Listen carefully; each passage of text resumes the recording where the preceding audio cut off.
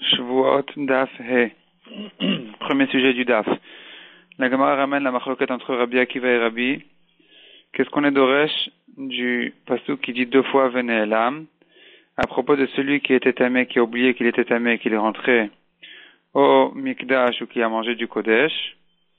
Donc, la Torah dit deux fois Vene'elam. D'après Rabbi Akiva, on apprend de là qu'il s'agit de quelqu'un qui savait qu'il était tamé. Et après, il a oublié, et c'est à ce moment-là en oubliant, il a fauté. Une fois qu'il a su après, il amène un korban. Donc, d'après Rabbi Akiva, on apprend du Vene'elam, le savoir d'avant la faute. D'après Rabbi, la Torah n'a pas besoin de dire deux fois Vene'elam pour ajouter le savoir d'avant la faute. On l'apprend du sens simple du mot Vene'elam. Le mot Vene'elam veut dire il a oublié, donc forcément qu'il savait déjà.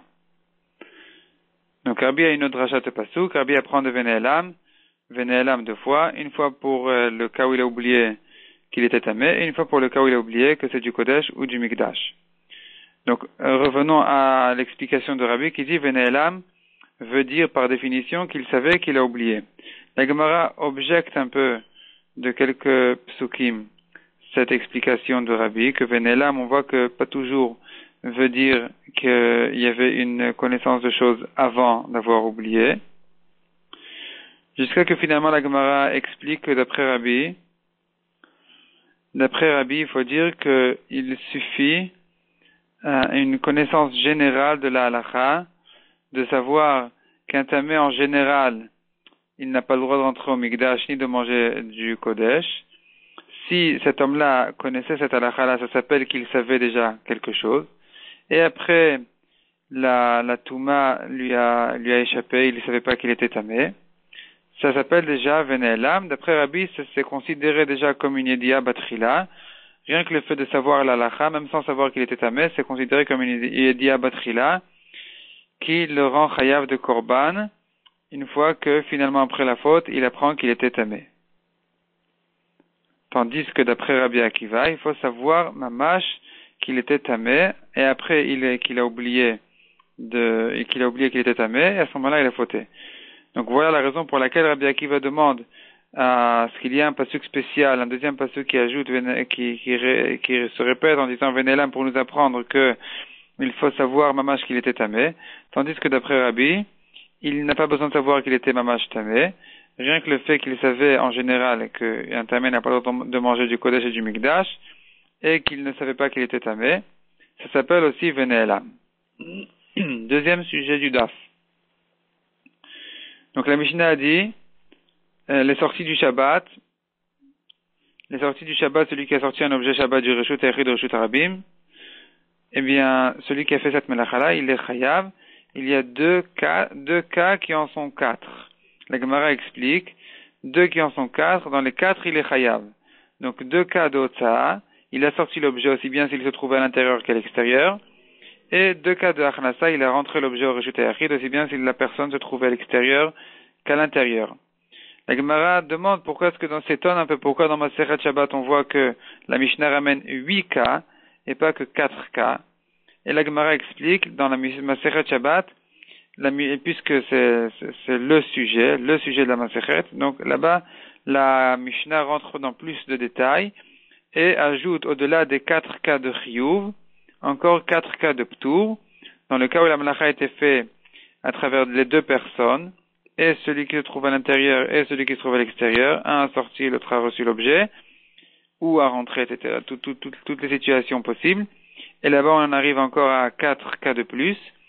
Donc finalement, notre Mishnah parle des 4 cas de Chiyuv, et la Mishnah dans Shabbat ajoute encore 4 cas de Ptour.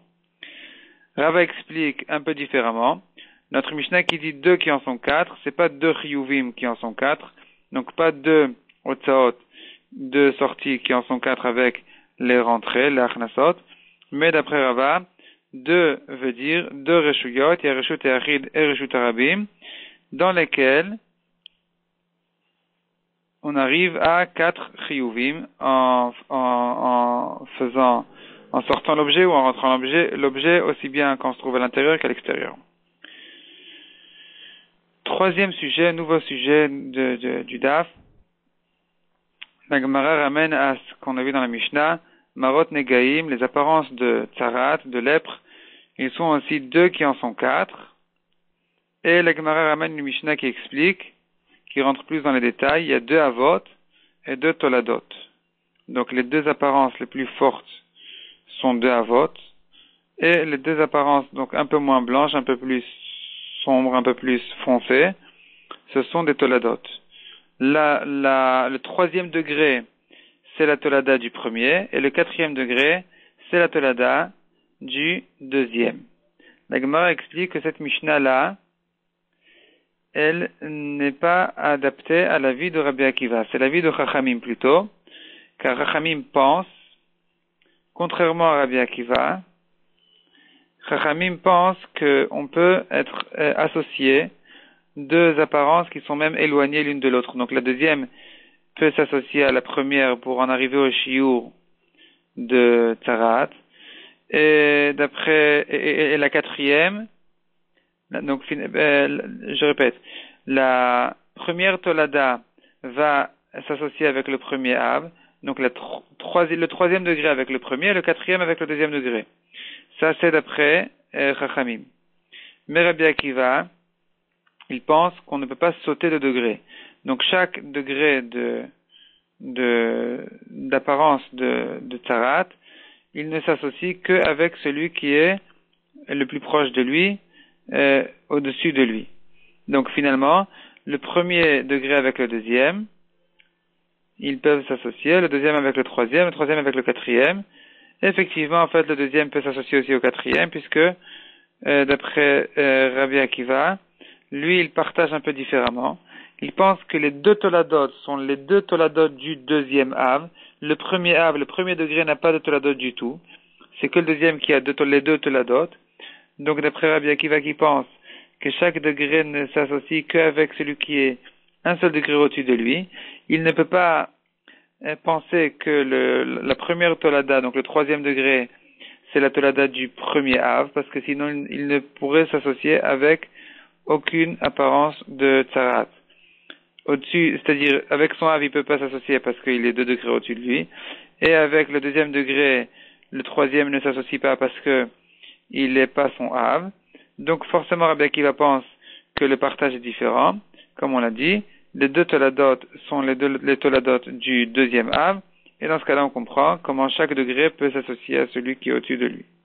Il y a une dracha spéciale qui dit que même les Avot, les 2 Avot, ils peuvent s'associer un avec l'autre.